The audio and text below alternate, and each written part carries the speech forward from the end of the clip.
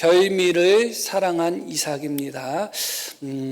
오늘 말씀은 26장 34절, 35절부터 말씀을 우리가 봉독을 했죠. 지난주까지 이삭이 그랄 땅에서 많은 갈등과 고난과 어려움 속에서 브엘세바에 올라와서 하나님을 만나고 또 하나님의 은혜를 체험하는 그런 말씀을 지난주까지 우리가 살펴보았습니다. 그런 후에 이제 시간이 또 훌쩍 몇십 년 정도의 시간이 흘렀습니다. 어느 정도 흘렀는지 단정 지을 수는 없지만 그의 아들, 이삭의 아들 2명, 야곱과 에서의 나이가 40이 되었습니다. 그때 어떤 일이 있었는가 한번 보겠습니다. 26장 33절 보겠습니다. 34절 맞아요. 에서가 40세에 헷족소 부에리의 딸 유딧과 헷족소 엘론의 딸 바스맛을 아내로 맞이하였더니 이렇게 말씀이 나옵니다. 야곱은 늦은 나이에 결혼을 했어요. 에서도 어떻게 보면 지금으로 보아도 40이면 빠른 나이는 아닌 것 같지만 그의 아버지 이삭도 40에 결혼을 했거든요. 아버지와 똑같이 40살에 결혼했는데 차이점이 있습니다.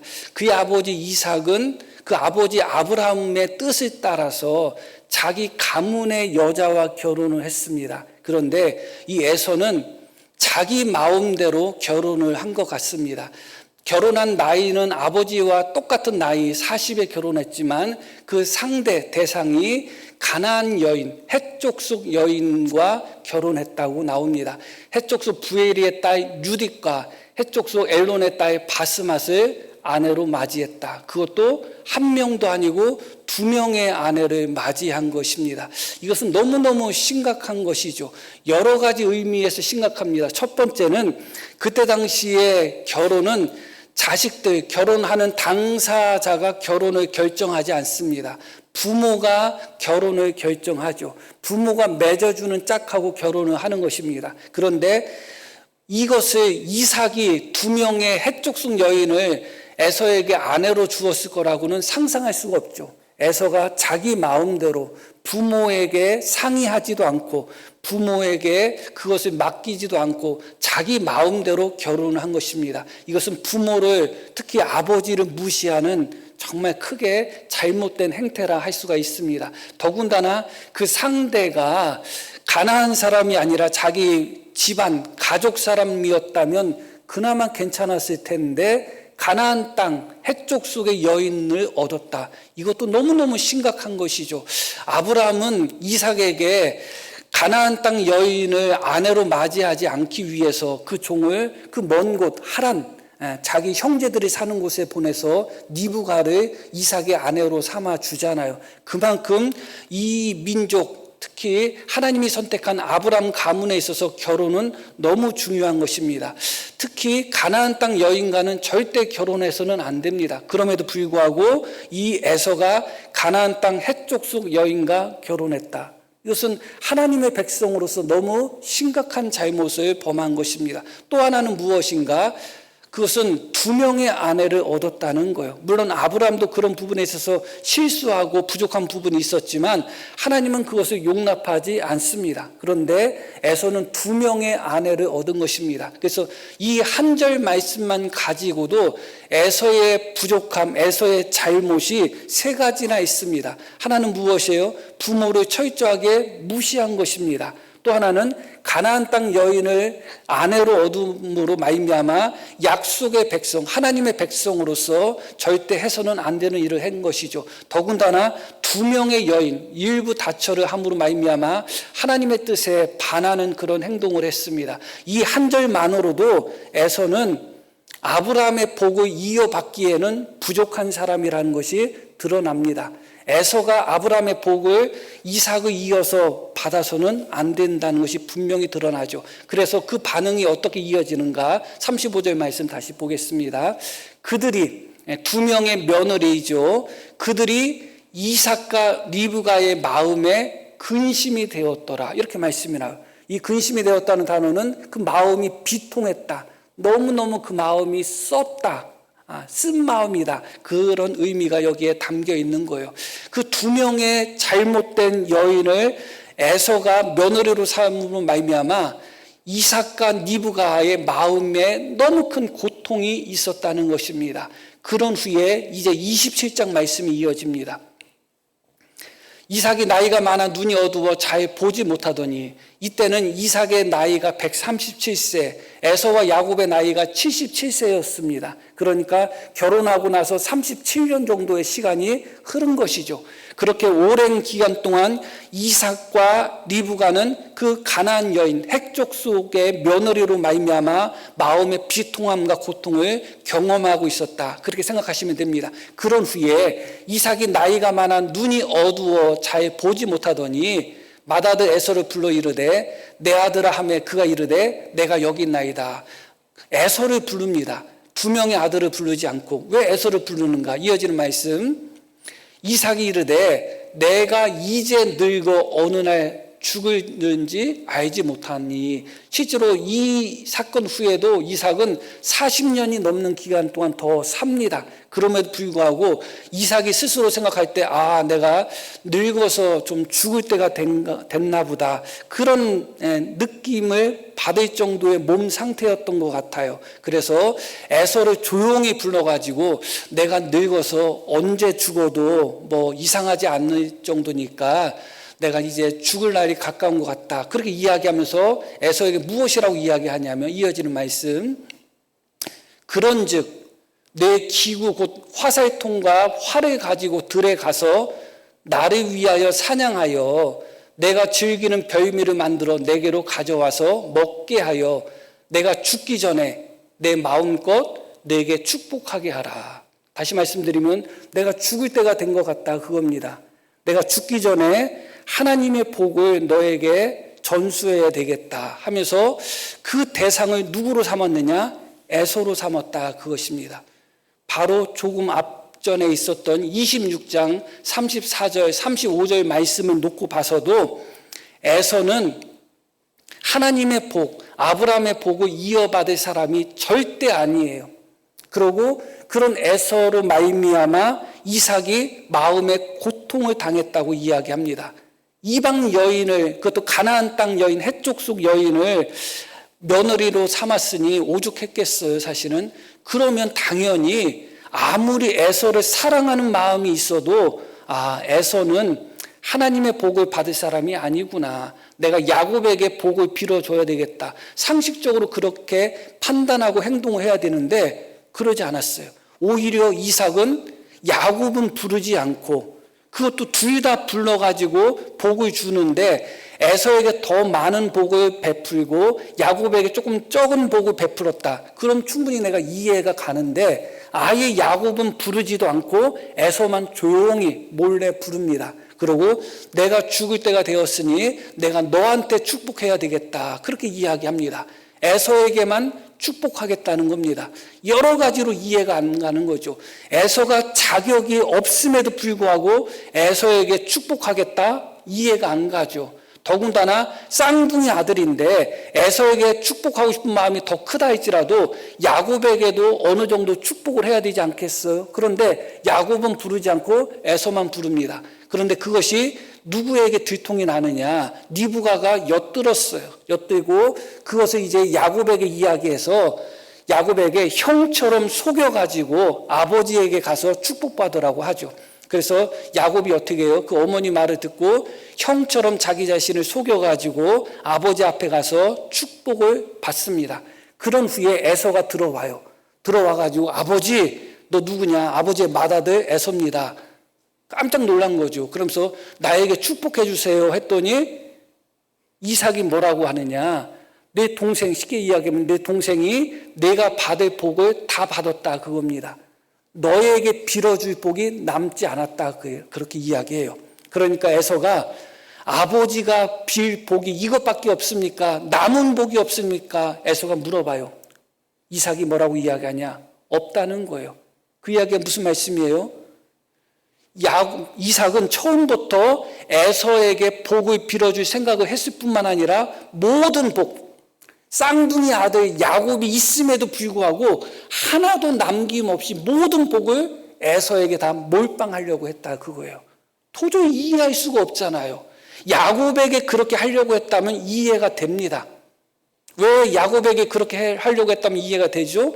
하나님이 모태에서부터 이미 야곱을 선택하셨잖아요. 이삭이 몰랐을까요? 알았죠. 왜냐하면 나중에 에서와 야곱이 장성한 후에 하나님이 리브가에게 말씀하셔가지고 내가 야곱을 선택했다. 하나님이 그렇게 말씀하셨다면 리브가가 이삭에게 이야기 안 했을 수도 있어요. 그런데 언제 그 말씀을 하나님이 하신 거예요? 그 신탁이 리브가가 임신을 했을 때, 아이들이 뱃속에 있을 때예요. 뱃속에 있을 때 하나님이 리브가에게 큰 자가 작은 자를 섬길 거라고 말씀하셨어요. 그러면 그 이야기를 리브가가 자기 남편 이삭에게 안 했을까요? 안 할 이유가 없죠. 아이들은 이 뱃속에 있는 상태이기 때문에 편한 마음으로 이야기할 수가 있죠. 내가 하나님께 가서 기도했더니 하나님께서 큰 자가 작은 자를 섬길 거라고 하시고 작은 자, 차자를 하나님이 선택하셨다고 말씀하셨어요. 당연히 리브가가 이삭에게 말을 했겠죠. 리브가가 그 말을 안 했다고 볼 수는 없습니다. 그런 의미에서 이삭은 하나님께서 야곱을 선택하셨다는 것을 알고 있었습니다. 그러니까 몰래 축복하려고 한 거예요. 몰래. 리브가 몰래, 야곱 몰래 에서를 축복하려고 한 것이죠. 여기에 여러 가지 의문이 있는 거예요. 에서가 그렇게 자격이 없음에도 불구하고 에서를 편애하고 뭐 그럴 수도 있다 쳐요.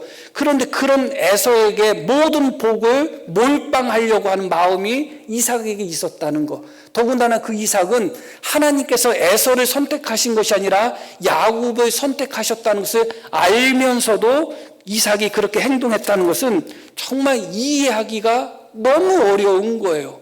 하나님의 신탁이 없었다면 그런가 보다 할 텐데 리브가를 통해서 이미 아이들이 태어나기 전부터 하나님은 야곱을 선택하신 것을 말씀하셨음에도 불구하고 그 순종의 사람 이삭이 어떻게 그 하나님의 뜻에 불순종하는 그런 행동을 할까 하는 생각을 하게 돼요. 더군다나 25장 말씀 한번 보겠습니다. 25장 27절 말씀 보면 그 아이들이 장성함에 이제 쌍둥이 아들 2명이 낳은 거예요. 그 아이들이 장성함에 에서는 익숙한 사냥꾼이었으므로 들사람이 되고 야곱은 조용한 사람이었으므로 장막에 거주했다. 이렇게 말씀이 나오죠. 여기 보면 에서는 익숙한 사냥꾼이었으므로 들사람이 되었다. 무슨 이야기냐? 이삭의 가문은 무엇을 하는 가문이에요? 목축하는 가문이에요. 그러면 당연히 맏아들 에서는 아버지를 도와가지고 목축을 해야 되거든요. 양을 키우고 염소를 키워야 돼요. 목자들을 또 관리해야 되죠. 그런데 이 맏아들 에서는 사냥꾼이어가지고 맨날 들로만 다니는 거예요. 아버지 일을 도와줄 생각도 안 하고 가문을 지킬 생각도 없는 거예요. 사실은 이것은 훌륭한 자세가 아니에요. 그런데 야곱은 뭐라고 표현되어 있느냐? 조용한 사람이었으므로 장막에 거주하니. 조용하다고 번역이 되었는데 대부분 성경이 조용하다 혹은 뭐 평범하다 그런 의미로 번역을 합니다. 이 단어를. 그런데 이 단어는 사실은 이 곳 외에는 그 어느 곳에도 조용하다 혹은 평범하다는 의미로 번역된 적이 한 번도 없는 단어예요. 이 단어의 원래 뜻은 완전하다는 뜻이에요. 온전하다는 뜻이에요. 욥이 온전했더라고 성경에 나오죠. 그 단어가 이 단어예요. 그러니까 욥이 온전했던 것처럼 야곱도 사실은 온전한 사람이었다. 그런데 왜 조용한 사람이라고 번역을 이렇게 했는가? 두 가지 이유가 있을 거예요. 왜냐하면 하나는 무엇이냐? 야곱이 온전한 사람 같지가 않거든요. 우리가 야곱하면 온전한 사람, 욥처럼 완전하고 온전한 사람처럼 느껴져요? 아니면 사기꾼 나쁜 인간처럼 느껴져요? 사기꾼 나쁜 인간처럼 느껴지잖아요. 그리고 바로 이어지는 말씀이 어떤 말씀이 이어지느냐? 야곱이 자기 형에게 팥죽 가지고서 형의 장자권을 사는 장면이 바로 이어져요. 그래서 그 앞부분에는 어떤 말씀이 이어져 있어요? 야곱이 태어날 때 자기 형의 발 뒤꿈치를 잡는 장면이 있어요. 그러니까 앞에는 야곱이 태어날 때 에서의 발 뒤꿈치를 잡고, 뒤에는 배고픈 에서에게 팥죽 한 그릇 가지고서 장자의 명분을 자기 것으로 삼는 그런 야곱의 모습이 앞뒤에 있어요. 그러다 보니까 야곱이 온전한 사람인가? 이해가 안 가는 거죠. 그리고 또 하나는 에서와 서로 대조되는 모습으로 이것을 번역을 한 겁니다. 에서는 들사람, 여기저기 막 활달하게 막 사냥하면서 그렇게 활기차게 생활하는 사람이고, 그에 반해서 야곱은 조용한 사람이다. 그런 의미에서 조용하다고 번역한 것입니다. 그런데 저는 그렇지 않다고 봐요. 그렇지 않은 이유를 제가 오늘 말씀을 드리지는 않겠습니다. 그러나 다시 한번 말씀을 드리면, 욥이 온전한 사람이라고 하는데, 온전했던 욥이 고난을 당했을 때 어떤 반응을 보여요? 하나님께 원망하고 자기 생애를 저주하는 장면이 나와요. 그래서 하나님이 나중에 욥에게 나타나서 뭐라고 말씀하셔요? 트집 잡는 자야. 욥에게 트집 잡는 자라고 해요. 그리고 전능자, 하나님과 다투는 자야. 그렇게 욥에게 이야기합니다. 그러면 욥이 온전했던 사람이에요? 안 온전했던 사람이에요? 무슨 말씀인지 아시죠? 그러니까 다시 한번 말씀을 드리면, 단지 앞부분에 야곱이 형의 발뒤꿈치를 잡고 뒷부분에 형에게 그 팥죽을 가지고서 형의 장자 명분을 샀다는 것만으로도, 그것만 가지고 야곱이 온전하지 않다고 생각하는 그런 선입견을 내려놔야 돼요. 이 단어는 다시 말씀드리지만 한 번도 다른 의미로 번역되지 않았어요. 성경 어디에도. 다 완전하다, 온전하다는 의미로 번역됐어요. 그 얘기는 다시 한번 말씀을 드리면, 야곱은 그 형 에서와 달리 장막에 거주하면서 자기가 해야 되는 일을 다 했다는 의미예요. 야곱이 자기 삼촌, 외삼촌 집에 가서 무엇을 했죠? 양을 키우고 염소를 키웠죠. 그런데 양을 키우고 염소 키웠는데 서툴렀어요? 아니면 엄청 잘 키웠어요? 엄청 잘 키웠어요. 그래서 하나님이 복을 주신 것도 있지만 야곱이 양을 너무너무 잘 키운 거예요. 왜 잘 키웠을까요? 아버지를 도와 장막에 거하면서 아버지의 양과 염소를 목축했던 사람이 야곱이었던 거예요. 다시 한번 말씀을 드리면, 하나님께서 선택하신 사람은 에서가 아니라 야곱이었죠. 이삭은 알고 있었습니다. 또 하나, 그 야곱은 그 아버지를 도와서 장막에 거하면서 집안일을 감당했던 사람이에요. 그런데 에서는 자기가 하고 싶은 대로 들로 산으로 다니면서 사냥만 하고 다녔던 사람이에요. 그러면 당연히 누가 봐도 아버지가 누구를 더 사랑해야 되겠어요? 야곱을 사랑해야 되지 않겠어요? 당연히 야곱에게 축복해야 되지 않겠어요? 그런데 오히려 이삭은 야곱에게 축복하지 않고 에서에게 축복합니다. 그것도 야곱에게 축복할 복은 하나도 남겨두지 않고 그런 행동을 하고 있어요. 참 이상하죠, 사실은. 자, 25장 28절 한번 보겠습니다. 이어지는 말씀. 왜 그런지 그 이유가 여기에 나와요. 이삭은 에서가 사냥한 고기를 좋아함으로 에서를 사랑했다.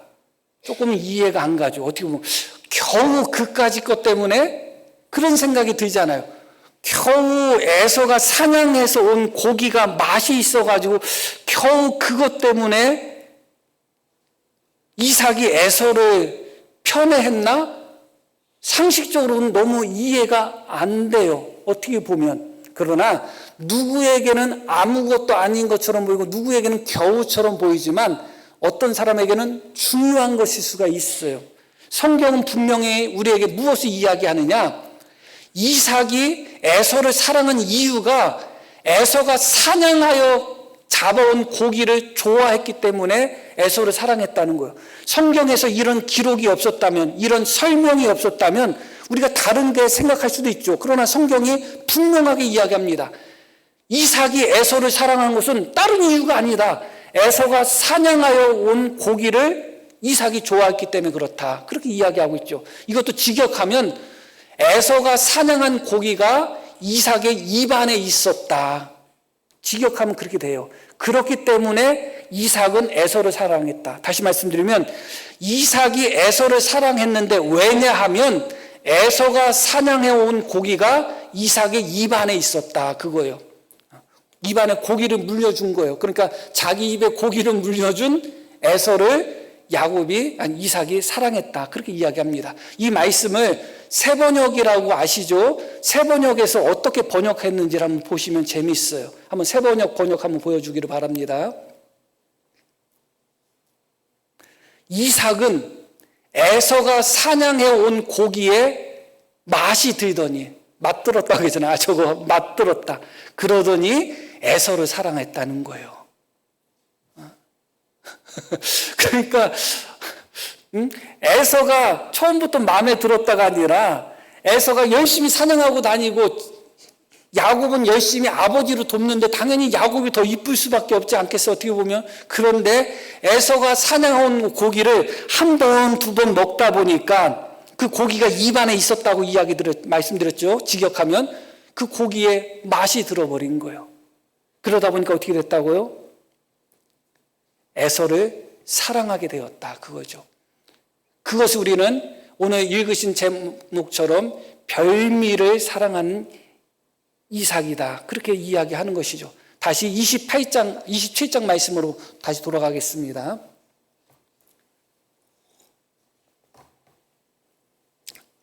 27장 3절 말씀부터 보겠습니다. 지금은 이삭이 에서를 불러가지고 이야기하는 장면이죠. 뭐라고 이야기하냐? 내가 죽게 됐으니 너에게 복을 주겠다는 거예요. 그럼 어떻게 하면 돼요? 그냥 복을 주면 되잖아요. 그런데 뭐라고 이야기하냐? 그런즉 내 기구 곧 화살통과 활을 가지고 들에 가서 나를 위하여 사냥하여, 잘 들어보셔야 돼요. 나를 위하여 사냥하여, 이어지는 말씀, 내가 즐기는 별미를 만들어 내게로 가져와서 먹게 하여 내가 죽기 전에 내 마음껏 내게 축복하게 하라. 어떤 단어가 많이 나와요? 나라는 단어가 계속 많이 나오죠. 그런데 뭐에 방점이 있는 것 같아요? 축복의 방점이 있는 것처럼 보이죠. 그런데 그렇지 않아요. 에서에게 사냥할 기구를 준비해서 가서 사냥해서 내가 즐기는 별미를 만들어서 내게로 가져와서 나한테 먹게 하면 내가 죽기 전에 실컷 먹고 너에게 축복하겠다. 그렇게 이야기하고 있어요. 이 말씀 속에서 이삭이 이 별미를 얼마나 즐기고 사랑했는지를 보여주고 있어요. 이 별미라는 단어와 즐긴다는 단어, 우리가 기억할 필요가 있는데, 별미라는 단어가 성경 전체에 8번 나와요. 8번 나오는데 2번은 잠언에 나오고 나머지 6번은 창세기에 나오는데 다 이삭하고 관련돼서만 나와요. 다른 데서는 한 번도 안 나와요. 이 별미라는 것은 특별하게 맛있는 음식을 이야기하잖아요. 그런데 이삭이 이 별미를 즐겼다 하는데 이 별미라는 단어가 오직 이삭하고만 관련돼서 나오지 다른 사람하고는 전혀 관련돼서 나오지 않아요. 그만큼. 그리고 몇 번이나 나온다고요? 오늘 읽으신 말씀에는 2번밖에 안 나오지만 총 6번이나 나와요. 이삭과 관련돼서 얼마만큼 이삭이 그것을 별미를 사랑했는지를 보여주는 것이죠. 그리고 내가 즐기는이라고 나오지, 즐기는이라고 번역된 이 단어는 사랑한다는 단어예요. 이 사랑한다는 단어는 이삭에게 있어서 총 5번이 나와요. 언제 나오느냐? 이삭이 리브가를 사랑했다. 그리고 그가 사냥해온 고기로 말미암아 에서를 사랑했다. 그렇게 2번 나오고 나머지 3번은 별미를 사랑했다. 그 3번이 그렇게 나오는 겁니다. 그러니까 우리 성경에서 즐기는이라고 이렇게 번역된 단어는 사랑했다는 단어예요. 그러니까 내가 사랑하는 별미를 만들어, 그런 의미가 되는 것이죠. 그런데 이 사랑이라는 이 단어는 성경 전체의 활용을 놓고 봤을 때 어떤 물건이나 사물에 대해서 사용하는 단어가 아니에요. 사람을 사랑하거나 하나님을 사랑하거나 그때 사용되는 단어가 사랑이라는 단어예요. 그러니까 내가 꽃을 사랑한다, 그럴 수도 있겠죠. 그런데 일반적으로 이 사랑이라는 것은 물건에 대해서 사용되는 게 아니에요. 나는 고기를 사랑한다? 일반적으로는 고기는 사랑하는 게 아니라 뭐예요? 고기를 좋아하는 거죠. 그런데 어떤 사람은 고기를 좋아하는 게 아니라 사랑하는 사람이 있어. 실제로 그렇잖아요. 왜 그래요? 나는 게임을 좋아한다? 게임을 좋아하는 사람이 있지만 어떤 사람은 게임을 사랑하는 사람이 있거든요. 그런데 바로 이삭에게 있어서 이 사랑이라는 단어는 총 5번 나오는데 5번 중에 3번이 별미와 관련돼서 나온다. 그 이야기는 그만큼 이삭이 별미를 어떻게 했다는 거예요? 사랑했다는 것을 보여주는 거예요. 오늘 말씀도 그 말씀이잖아요. 이삭이 에서에게 축복하는데 뭐라고 이야기해요? 내가 즐기는, 내가 사랑하는 별미를 실컷 먹고 그러고 나서 너에게 축복하겠다는 거예요. 자식에게 축복하는데 그 자식이 잡아온 별미를 먹고 나서 내가 축복하겠다고 이야기하는 거예요. 그만큼 이삭의 마음속에는 별미를 사랑하는 마음이 있는 것이죠. 별미라는 것은 말씀드렸듯이 특별하게 맛있는 음식을 이야기하는 것입니다. 이삭에게 있어서는 자기 집에서 키우는 양이나 자기 집에서 키우는 염소나 자기 집에서 키우는 송아지 같은 것은 별미가 아니야. 내가 언제든지 먹을 수 있는 것은 별미가 아니에요. 그런데 어쩌다 한번 이 에서가 가서 잡아오는 내 우릿간에 있는 소, 양, 염소가 아니라 내 우릿간 밖에 있는 산이나 들에서 뛰어 돌아다니는 그런 산 짐승들이 이삭에게 있어서는 별미로 느껴졌던 것이죠. 그런데 모든 사람은 이런 특별한 것에 대한 그런 애착과 특별한 것에 대한 동경과 욕망과 탐욕이 있어요. 누구든지 이런 별미에 대한 욕망이 있단 말이에요. 사실은 광야 이스라엘 백성들도 처음에 광야에서 만나를 먹었을 때 그들에게 있어서 만나는 별미였어요. 왜냐하면 한 번도 안 먹어봤거든요. 한 번도 구경한 적이 없어요. 그래서 하나님이 만나와 메추라기를 같이 내려주셨는데 메추라기에 대한 관심은 없어요. 그들은 평소에 메추라기를 알고 있으니까. 그런데 만나를 보고서 야, 이것이 무엇이냐. 만나의 뜻이 그 뜻이거든요. 이것이 무엇이냐 그 뜻이에요. 야, 이게 도대체 무엇이냐 하면서 만나에 대한 열심이 대단했어요. 왜냐하면 평소에 안 먹었던 것이 만나고 처음 본 것이 만나기 때문에 처음 만나를 먹는 순간 그들에겐 별미였죠. 그런데 계속 광야에서 계속 날마다 눈만 뜨면 먹으니까 더 이상 만나가 별미가 아니라 애굽에서 먹었던 부추나 뭐 마늘이나 파나 뭐 그런 것들이 별미가 돼버린 거예요. 지금 이삭도 마찬가지예요. 날마다 자기가 먹는 자기 집에서 키우는 양이나 염소들은 날마다 자기 마음대로 먹을 수 있기 때문에 더 이상 별미가 아니야. 그런데 우리 바깥에 있는 그런 사냥해 온 고기들이 별미인 거예요. 그런데 어느 순간 그 별미의 맛에 들어서 별미 때문에 에서를 사랑하던 이삭이 어느 순간에는 별미의 맛이 계속 길들여지다 보니까 결국은 별미 자체를 사랑하는 사람이 되었다는 거예요. 너무너무 무서운 것이죠. 그러므로 말미암아 별미를 얼마나 사랑했으면 그 별미를 가져다주는 에서에게 익숙하고 길들여졌기 때문에 에서가 하나님이 축복할 대상이 아닌 것을 알면서도 에서가 하나님의 백성으로 너무너무 부족한 것이 보임에도 불구하고 끝까지 에서를 축복하려고 하는 이삭의 모습이 거기서 나타난 거예요. 왜 그런가? 별미의 눈이 멀었고 별미의 마음이 빼앗기다 보니까 하나님 뜻도 없어요. 하나님은 에서를 선택하지 않고 야곱을 선택하셨는데도 끝까지 에서에게 복을 베풀려고 하는 거예요. 축복하려고 하는 거예요. 그것이 결국은 별미의 눈이 멀어버린 것이죠. 우리도 마찬가지입니다. 신앙생활할 때 별미의 마음이 뺏기고 별미의 눈이 멀고 별미의 생각이 마비가 되고 별미의 중독이 되고 별미의 한번 맛을 들이기 시작하면 한번 맛보는 게 어렵지 한번 맛을 들이기 시작하면 그때부터 별미의 노예가 돼버리는 거예요. 하나님의 뜻이 중요하지 않고 별미를 쫓아가는 삶을 살게 되어 있어요. 하나님의 백성으로서 말씀에 순종하는 삶이 아니라 별미를 추구하는 삶을 살게 되어 있다는 것이죠. 이 별미라는 것이 사람마다 다 다르겠죠. 어떤 사람은 이것이 별미가 되고 어떤 사람은 저것이 별미가 되죠. 이삭에게 있어서는 에서가 잡아온 사냥해온 고기가 이삭에게 있어서는 별미였어요. 그 별미는 하나님의 뜻을 거스르면서까지도 에서에게 축복하고 싶었던 별미였어요. 그 별미는 에서가 자기의 뜻을 거슬려서 자기 마음대로 결혼했음에도 불구하고 그런 에서에게 모든 복을 몰빵하고 싶을 정도의 별미였던 것이죠. 이삭에게 있어서는 그렇게 달콤했던 거예요. 우리 성도님들에게 있어서는 무엇이 별미가 될까요? 예를 들어서 도박, 그것도 하나의 별미예요. 마약에 중독되는 거, 성공하기 위해서, 이 성공이라는 것도 별미거든요.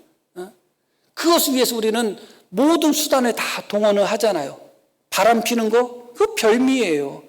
맨날 집에 있던 아내, 맨날 집에서 보는 남편, 새로 본 남자, 새로 본 여자, 별미예요. 어떤 여자가 바람이 나가지고 가정도 버리고 남편도 버리고 자식도 버리고 심지어 그 자식을 굶겨 죽이기까지 하는 그런 여자들도 있죠. 이해가 돼요? 그까짓 게 뭔데? 마치 이삭이 그거 에서가 사냥해온 고기 그까짓 게 뭔데 그 고기 때문에 그 별미 때문에 하나님의 뜻을 거슬리면서 에서에게 축복하려고 했지? 이해가 안 가죠. 바람 나가지고 자기 아들, 자기 딸 굶겨 죽이는 여자가 이해가 돼요? 안 되죠. 근데 그런 여자들이 있잖아요. 바람이 나가지고 자기 아내, 자기 자식들 다 버리고 딴 살림 차리는 남자도 이해가 돼요? 이해가 안 되죠. 근데 그런 남자가 있어요. 왜냐하면 그들에게는 그게 별미예요. 도박에 중독돼가지고 손가락을 자르면서까지도 도박하는 사람들이 있죠. 왜 그럴까요? 우리는 그게 이해가 안 되잖아요. 저는 분명히 우리라고 했어요. 다 포함돼야 돼요. 포함 안 되면 안 돼. 우리는 그게 이해가 안 되잖아요. 그런데 그 사람에게는 그게 끊을 수 없는 별미예요. 끊을 수 없는 별미. 우리 성도님들에게 있어서 이런 탐욕, 끊을 수 없는 별미, 정말 달콤한 이 별미, 이 세상의 별미가 무엇인지 다시 한번 생각해 보셔야 되는 겁니다. 이건 너무너무 중요한 거예요. 하나님을 섬기는 데 있어서, 하나님의 뜻에 순종하는 데 있어서 내가 내 안에 있는 탐욕이 추구하고 있는 별미, 이삭에게 있었던 그런 별미와 같은 그런 사랑이 내 안에 혹시 있지 않는가? 사람마다 다 다를 거예요. 그것을 발견하셔야 되는 거예요. 자, 2절 말씀 한번 보겠습니다. 이삭이 이르되 내가 이제 늙어 어느 날 죽을는지 알지 못하니. 뭐라고 이야기해요? 내가 이제 늙어서 죽을 때가 되었다. 그렇게 이야기하죠. 그런데 놀랍게도 늙어서 죽을 때가 되어서 몸은 약해졌지만 이삭이 별미를 사랑하는 그 사랑, 그 탐욕은 늙지도 않고 죽지도 않아. 오히려 더 커지면 더 커지지. 그게 무서운 거예요. 그게 무서운 거예요. 우리의 몸은 늙어가고 또 이렇게 표현하면 그렇지만 죽어가고 그렇잖아요. 그런데 우리가 빠져있는 이 별미에 대한 이 쾌락, 이 탐욕은 더 커지면 더 커지지 늙어가지가 않아. 없어지지가 않아. 그러다 보니까 평생 그 별미의 종로로 타는 거예요. 평생 그 별미의 노예 생활을 하게 되는 거예요. 무엇이 우리의 발목을 잡는 별미인지 다시 한번 생각해 보셔야 되는 것입니다. 결론적인 말씀을 드리겠습니다. 4절 말씀 보겠습니다.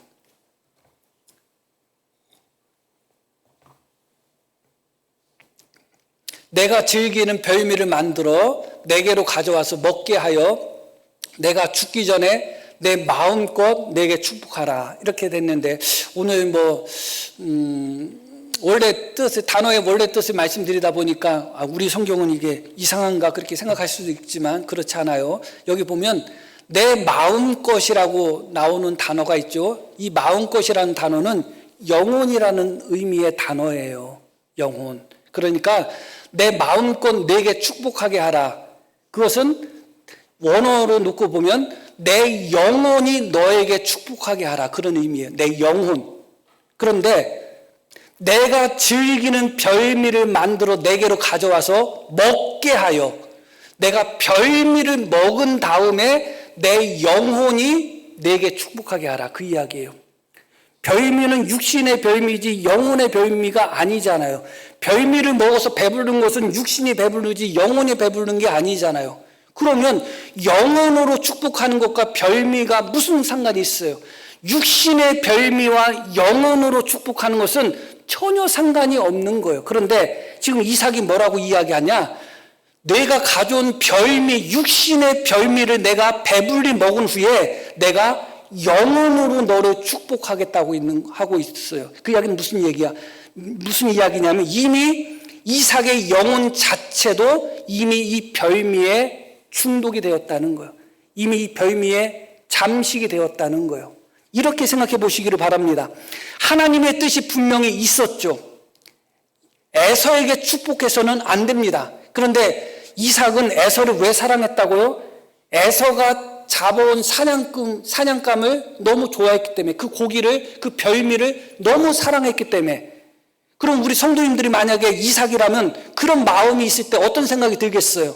야, 내가 아들을 2명 쌍둥이를 낳는데 큰아들이 잡아온 고기 때문에 내가 큰아들을 더 사랑하는 게 말이 되나? 하나님은 큰아들을 선택하지 않고 작은 아들을 선택하셨다고 하는데 내가 그 별미 때문에 내가 큰아들을 축복하는 게 말이 되나? 그런 생각이 들어야 돼요? 안 들어야 돼요? 들어야 되죠. 그런 생각이 든다는 것은 영혼이 아직은 살아있다는 거예요. 그런데 지금 이삭의 상태는 어떤 상태냐? 내가 만들어온 별미를 먹고 내가 영혼으로 너를 축복하겠다는 거예요. 이미 그 영혼이 별미에 이미 잠식당해버린 거예요. 그러면 소망이 없는 거잖아요. 우리가 쾌락에 빠지고 세상에 빠질 때 우리 영혼이 살아있으면 이러면 안 되는데 한단 말이죠. 그런데 우리 영혼이 빠져있으면, 영혼이 잠식돼 버리면 3박 4일 못된 짓을 하면서도 내 영혼에 괴로움이 나타나지를 않아요. 오히려 내 영혼도 그 못된 짓, 그 쾌락, 그 더러운 짓을 즐기는 거예요. 이거 얼마나 무서운 일이에요. 못된 짓, 쾌락, 더러운 짓, 이런 영적인 이런 별미들을 즐기면서 영혼이 살아있을 때는 거기에 대해서 반응을 하는 것입니다. 더 이상 이래서는 안 되는데, 멈춰야 되는데, 이 길을 가서는 안 되는데, 청산해야 되는데, 정리해야 되는데, 그런데 영혼이 이미 거기에 잠식돼 버리면 이미 그 영혼 자체가 별미를 즐기는 수준이 되어버린 거예요. 누가복음 12장 말씀을 보겠습니다. 이건 부자에 관한 이야기인데, 소출이 너무 많이 생겨가지고 쌓아둘 창고가 없는 부자가 어떻게 생각했냐면, 내가 창고를 다 헐어버리고 크게 창고를 지어서 거기에 모든 곡식을 다 저장해야 되겠다. 그렇게 계획을 세운 다음에 부자가 스스로 자기 자신에게 한 말이에요. 뭐라고 했냐? 또 내가 내 영혼에게 이르되 영혼아, 여러 해 쓸 물건을 많이 쌓아두었으니 평안히 쉬고 먹고 마시고 즐거워하자. 이게 무엇을 의미하는 거예요? 우리의 영혼이 육신의 물질을 먹고 사는 것은 아니잖아요. 그러면 일반적으로 어떻게 생각해야 되겠어요? 하나님이 나에게 복을 주셔서 소출을 넘치게 해주셨으니 가난하고 어려운 사람에게 조금 도와줘야 되겠다는 마음이 있어야 되겠어요? 없어야 되겠어요? 있어야 되겠죠. 근데 이 부자는 어떤 마음을 가졌어요? 내 창고가 너무 작으니까 헐어버리고 큰 창고를 지어서 다 거기에 집어넣어야 되겠다. 영혼이 물질에 잠식되지 않고 영혼이 살아있었다면 그 순간에 영혼이 제동을 걸었을 거예요. 야, 너 혼자 돼지처럼 배불리 살아서 행복하냐?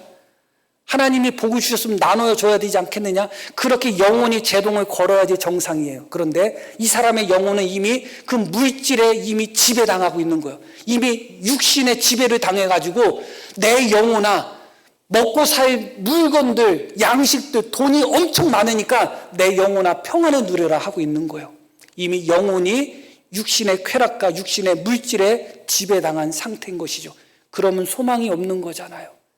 그럼 소망이 없는 거예요. 우리가 만나가 아니라 별미를 너무너무 오랫동안 즐기다 보면 처음에는 그 별미를 즐길 때 영혼의 불편함이 있어요. 내가 이래서는 안 되는데. 그런데 너무 오랫동안 그 별미에 길들여지다 보면 우리 영혼까지도, 우리 육신뿐만 아니라 우리 영혼까지도 길들여져 버리는 거예요. 영혼까지도 그것을 즐겨버리는 거예요. 우리 육신이 세상의 쾌락을 즐긴다.